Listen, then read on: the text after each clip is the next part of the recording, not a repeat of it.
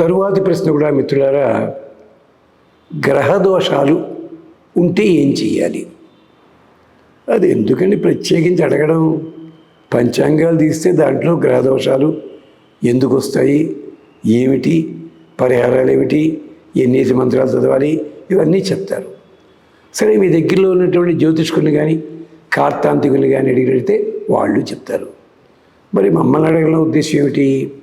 కానీ బహుశా నాకు అర్థమైంది. ఇంకేదైనా మనకి పెద్దలు చెప్పిన మార్గం ఉందా? ఉందండి. ఏమిటి? గ్రహదోషాలు పోవాలంటే ప్రత్యేకించి ఒక చక్కటి మంత్రం ఒకటి వెంకటేశ్వర సుప్రభాతంలో ఉంది. ఏమిటో తెలుసు? అది సూర్యేందు భౌమ బుధ వాక్పతి కావ్య సౌరి స్వర్భానుకేతు దివిషత్ పరిషత్ ప్రధానా త్వద్దాస దాస గణనాచరమావధవ్య శ్రీ వెంకటాచలపతే తవ సుప్రభాతం. ఏమయ్యా వెంకటేశ, నిన్ను దర్శించుకోవడానికి మేము రావడం కాదు, దేవతలు రావడం కాదు, ఇంకొక 90 కూడా వచ్చారయ్యా బాబు. వాళ్ళంతా ఏం చేస్తున్నారో తెలుసా? మేము వీఐపీలో ఉన్నట్టుగా ముందుకు వెళ్ళిపోవటం లేదు.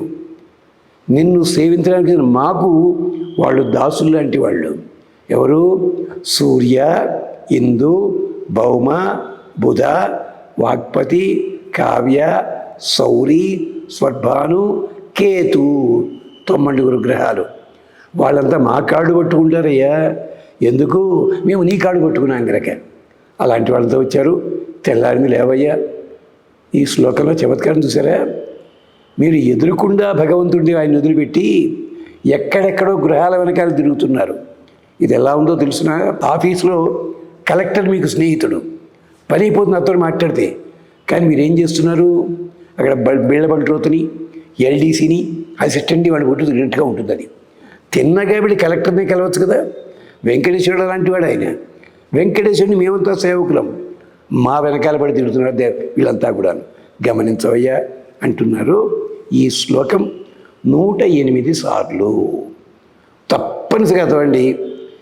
ఏ గ్రహ దోషమైనా కానీ పోతుంది. ఆఖరికి దశమగ్రహం అని ఒకటి ఉంది. అంటే అల్లుడుగా అనుకునేవారు కనుక కాదండి. దశమగ్రహం అంటే మాంది అని ఒకటి ఉంది. శనిదేవత కొడుకు వాడి దోషం కూడా పోతుంది మనకి విశేషంగాను. అందుకని ఇది గమనించండి. సూర్యేందు భౌమ బుధవాక్పతి కావ్య సౌరి. అది అంతేకాదు, ఇంకొక మంత్రం కూడా చెప్పుకుందాం. బజార్లో తాబేలు బొమ్మ దొరుకుతుంది కదా, అది పట్టుకొచ్చి ఓ గిన్నెలో నీళ్లు పోసి రోజు నీళ్లు మారుస్తుండే దాంట్లో వేయండి.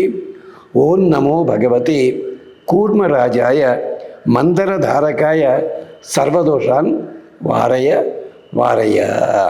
గ్రహదోషాలన్నీ కూడా కూర్మావతారాన్ని సేవించినట్టయితే ఊర్మి సంసారంలో ఉండే దుఃఖాలన్నీ తొలగుతాయి అని చెప్తారు.